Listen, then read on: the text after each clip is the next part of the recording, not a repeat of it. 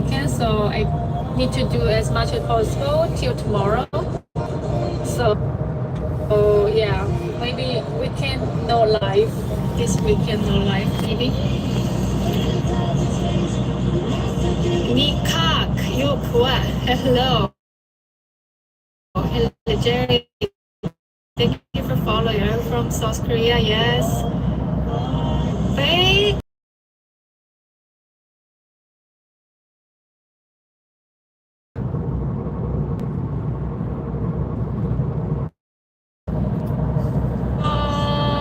I guess all. Oh, more.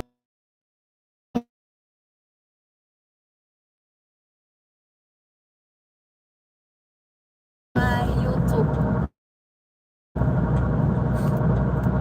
so I can earn views.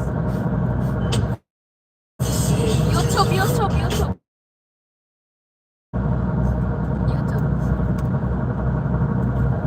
So I can earn views because I need watch hour in YouTube.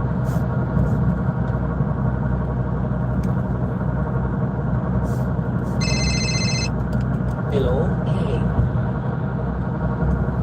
What's that?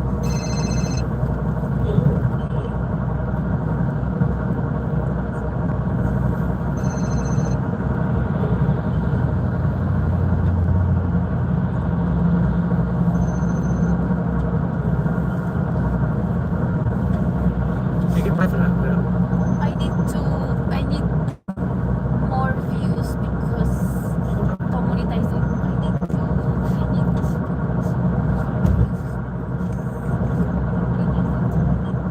that's why you need to watch. So where'd you put a like on it?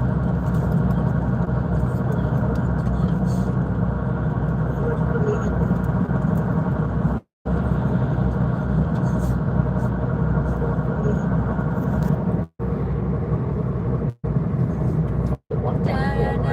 Take the exit 29, heading 120 towards Clacton.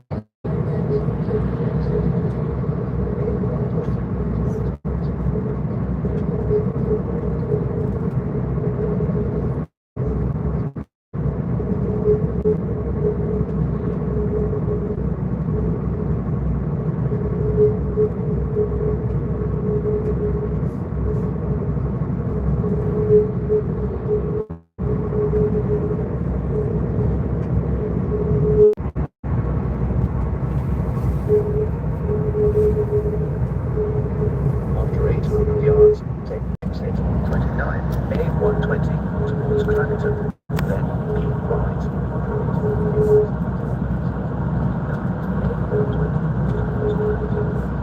Take the exit 29, then keep right.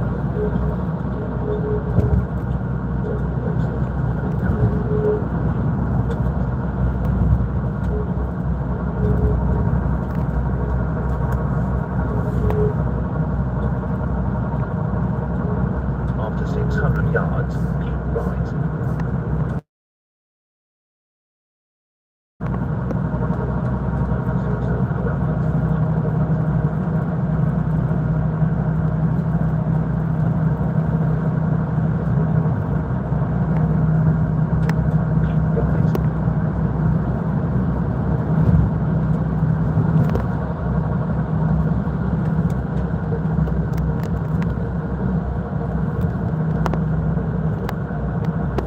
You had any money out of Facebook lately?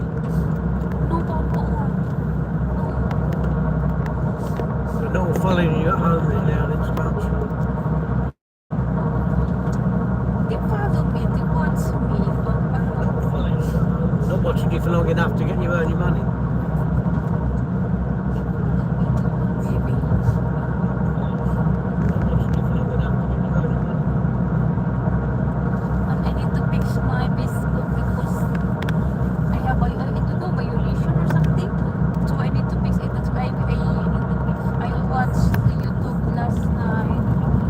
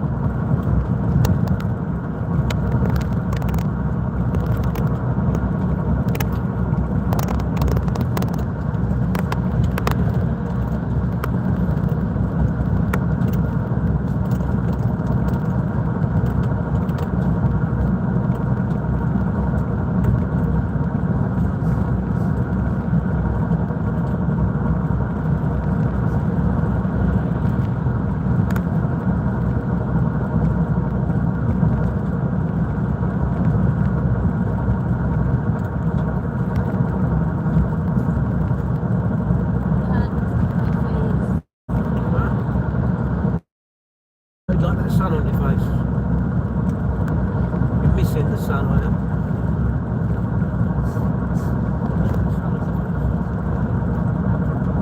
Missing the sun.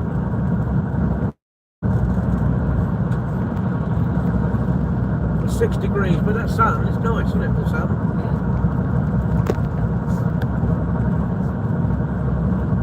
The trees are dead now, look. Yes, Papa. What happened at morning in the summer? What happened? They'll go green in the summer. Another couple of months and it'll be green again. They'll go green. Another couple of months and it'll be green again. They're all hibernating at the moment.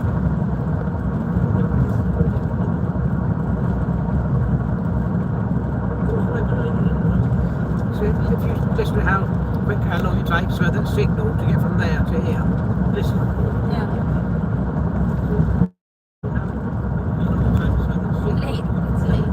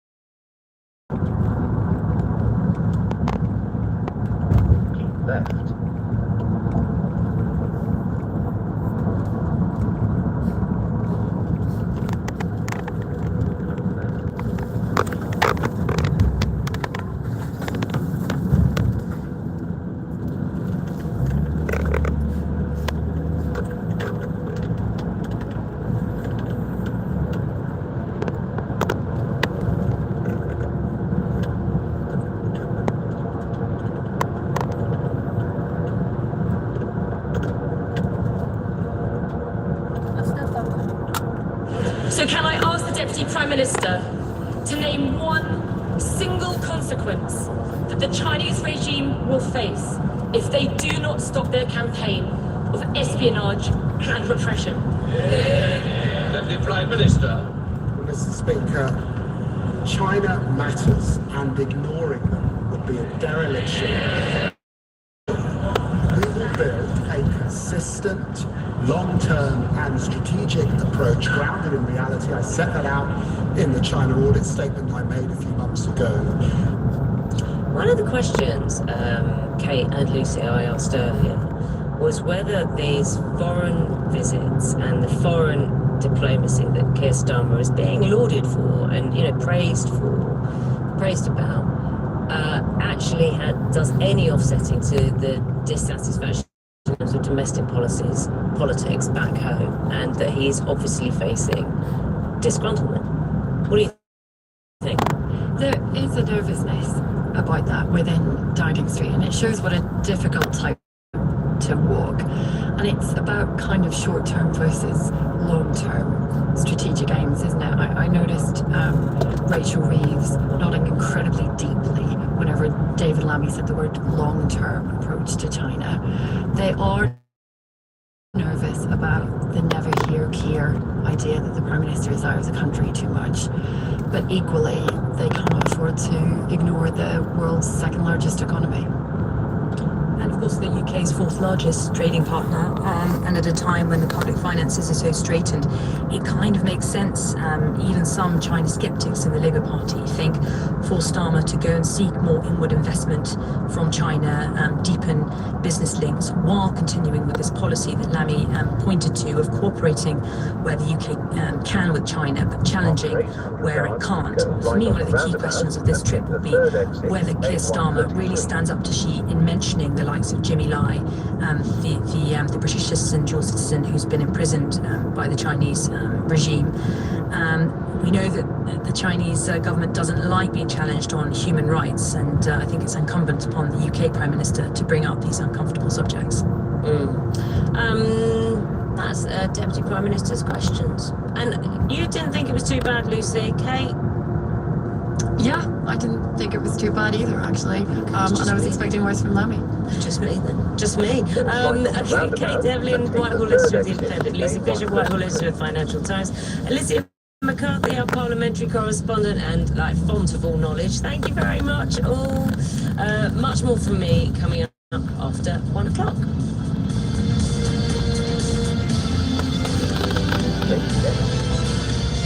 The voice of the UK. Radio 5 Live. BBC News at 1 o'clock. This is Justine Green. The Minister insists his visit to China has huge potential and will deliver back to the UK. The first woman to be appointed the Archbishop of Canterbury is confirmed in the role at St Paul's Cathedral, and claims of tennis players being watched like animals at the zoo at the Australian Open. Sir Keir Starmer is on a trip to China, which he says will bring benefits back to the UK. It's the first visit by a British Prime Minister in 8 years. Sir Keir is travelling with around 60 British business and cultural leaders, and he'll meet the Chinese president tomorrow. The Conservative leader Kemi Badenoch has criticised the trip, saying there's no clear agenda. Speaking in Beijing, the Prime Minister explained why the visit was important. We are resolute about being outward-looking, about taking opportunities, building relationships, having confidence globally, and always being absolutely focused on our national interest. And it is in our national interest to engage with China. It's the second biggest economy in the world. Our correspondent in Beijing, Laura Bicker, explains why this is also a significant visit for China. They see London as a key financial heartland, one with prestige, one with heritage. So there will be some kind of deal, I think, to be done. China believes the UK simply follows Washington when it comes to making foreign policy. So for them, this will be about trying to kind of bring a key US ally a little bit closer. Dame Sarah Mullally has been confirmed as the 106th Archbishop of Canterbury in a ceremony at St Paul's Cathedral. She's the Church of England's top ministry role, and says she hopes to lead with calmness, consistency and compassion. Our religion editor Ali Makbul says it's a significant moment, but there will be challenges. For of those who are very uncomfortable, to say the least, that a woman is leading the Anglican community. So as well as all of the problems that Archbishops of Canterbury have had in the past in holding together people of different theological viewpoints, Dempsey and Mullally will have the added layer of pressure. The funeral of the last hostage to be returned from Gaza, Ran Kavili, is being held in Israel. Thousands of people lined the route his coffin took to his hometown of Meta. He was an officer in an elite branch of the police. Israel's President Isaac Herzog has asked Ran Kavili's family for forgiveness.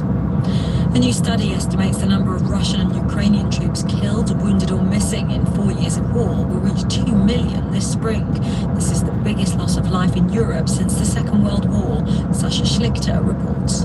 It's easy to be lulled into thinking that because Russia is advancing at a snail's pace, little is happening on the front line. In fact, Moscow's daily losses average 1,000 men, the price President Putin is clearly prepared to pay.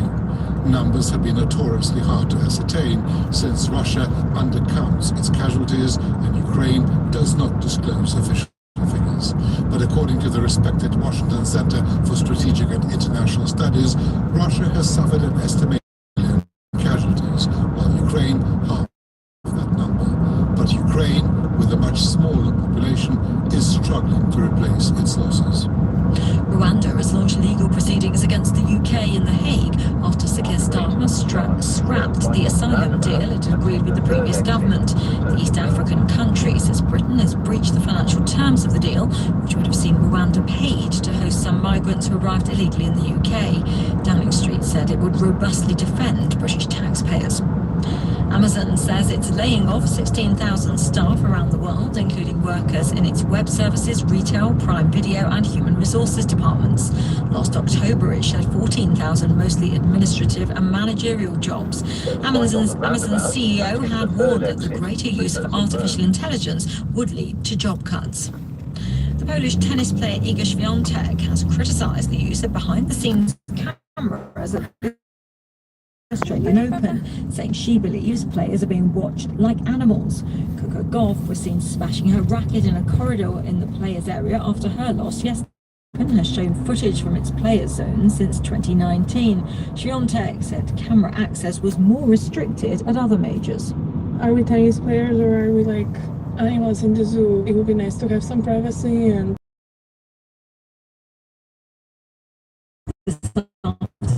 Noon of 9 Celsius in London, Cardiff and Belfast and 7 in Edinburgh.